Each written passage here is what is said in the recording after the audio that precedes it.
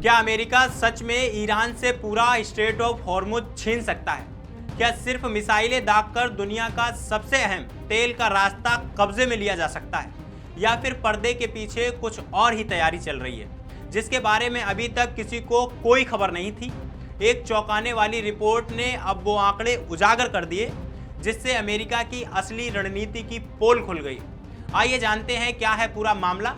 बने रहिए वीडियो के आखिर तक।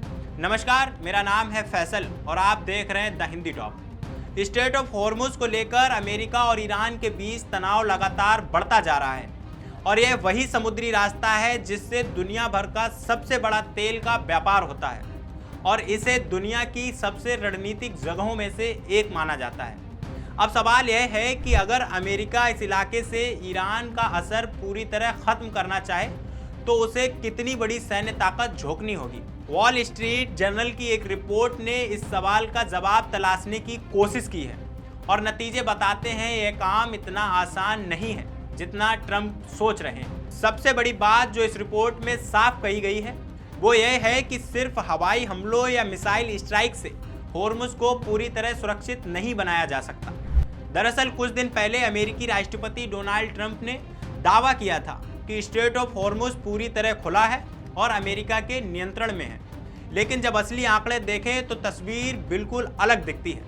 रिपोर्ट्स के मुताबिक हाल के हमलों के बाद इस रास्ते से गुजरने वाले जहाज़ों की संख्या में बड़ी कमी आई है और कई बड़ी शिपिंग कंपनियां अब भी इस रास्ते को खतरनाक मान रही हैं।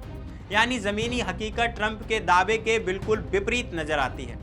अब बात करते हैं आंकड़ों की, जो इस पूरी रिपोर्ट का सबसे दिलचस्प हिस्सा है।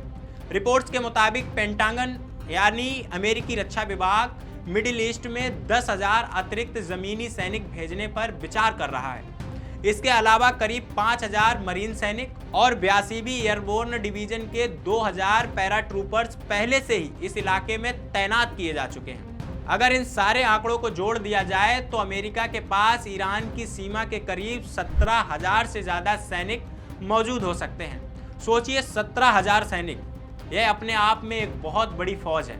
लेकिन यहाँ सबसे चौंकाने वाली बात यह है कि रिपोर्ट्स खुद कहती है कि इतनी बड़ी सैन्य ताकत भी ईरान पर पूरी तरह से ज़मीनी हमले करने के लिए काफ़ी नहीं है। इसके अलावा अगर अमेरिका सिर्फ तेल के जहाज़ों को सुरक्षित निकालने के लिए नौसैनिक स्क्वाड मिशन चलाता है तो एक्सपर्ट्स का कहना है कि एक तेल टैंकर की सुरक्षा के लिए ही करीब 2 युद्धपोत चाहिए होंगे और अगर 5 से 10 टैंकरों का पूरा काफिला सुरक्षित निकालना हो तो इसके लिए लगभग 12 युद्धपोतों की जरूरत पड़ सकती है। यानी सिर्फ जहाज़ों को बचाने के लिए इतना बड़ा नौसैनिक बेड़ा तैनात करना ही पड़ेगा। अब सबसे खतरनाक और सबसे मुश्किल विकल्प की बात करते हैं और वो है ज़मीनी सैन्य अभियान। रिपोर्ट्स के मुताबिक अगर अमेरिका सच में स्ट्रेट ऑफ हॉर्मुज के आसपास के इलाके पर सीधा कंट्रोल जमाना चाहता है तो उसे हजारों सैनिकों के साथ एक ऐसा ज़मीनी अभियान चलाना होगा जो महीनों तक चल सकता है। और यहीं पर एक और बड़ी दिक्कत सामने आती है। रिपोर्ट्स कहती है कि ईरान लंबे समय से इसी तरह के किसी संभावित हमले की तैयारी में जुटा है। ईरान की इस्लामिक रिवोल्यूशनरी गार्ड कॉर्प्स के पास खुद करीब 1,90,000 सैनिक हैं और इसके अलावा उनकी नियमित सेना भी पूरी तरह से मौजूद है। यानी यह कोई कमज़ोर विरोधी नहीं है। इसी मुद्दे पर अमेरिका के एक पूर्व रक्षा अधिकारी डेविड डेस रोसेस ने भी अपनी राय दी है। उन्होंने वॉल स्ट्रीट जर्नल से बातचीत में कहा कि अगर अमेरिकी सैनिक ईरान के तटीय इलाकों में ज़मीनी कार्रवाई करते हैं तो वो चारों तरफ से होने वाले हमलों के लिए बेहद असुरक्षित स्थिति में होंगे। यानी सीधी भाषा में कहें तो यह ऑपरेशन सिर्फ महंगा ही नहीं बल्कि बेहद जोखिम से भरा साबित हो सकता है, जहां अमेरिकी सैनिकों की जान को भी खतरा बना रहेगा। तो अगर इस पूरी रिपोर्ट को एक लाइन में समझें तो बात बिल्कुल साफ है कि सिर्फ मिसाइल दागकर या फाइटर जेट भेजकर स्ट्रेट ऑफ हॉर्मुज पर कंट्रोल हासिल नहीं किया जा सकता। इसके लिए या तो बड़े पैमाने पर लगातार नौसैनिक सुरक्षा अभियान चलाना होगा या फिर हजारों सैनिकों के साथ एक लंबा, महंगा और जोखिम भरा ज़मीनी युद्ध छिड़ना होगा। और दोनों ही विकल्पों में अमेरिका को भारी कीमत चुकानी पड़ सकती है। और यही वजह है कि रक्षा विशेषज्ञ बार बार ये चेतावनी दे रहे हैं कि स्ट्रेट ऑफ हॉर्मुज पर सैन्य कंट्रोल हासिल करना जितना आसान दिखता है असल में उतना है नहीं। फिलहाल अमेरिका और ईरान के बीच यह तनाव आगे किस दिशा में जाएगा, यह देखना अभी बाकी है।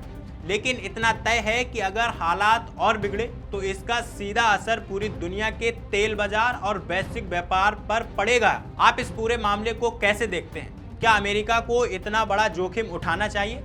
अपनी राय हमें कमेंट बॉक्स में जरूर बताइए। और अभी तक आपने हमारे चैनल द हिंदी टॉप को सब्सक्राइब नहीं किया तो सब्सक्राइब कीजिए और हमें social media platform Instagram, Facebook और एक्स पर फॉलो करना मत भूलिए।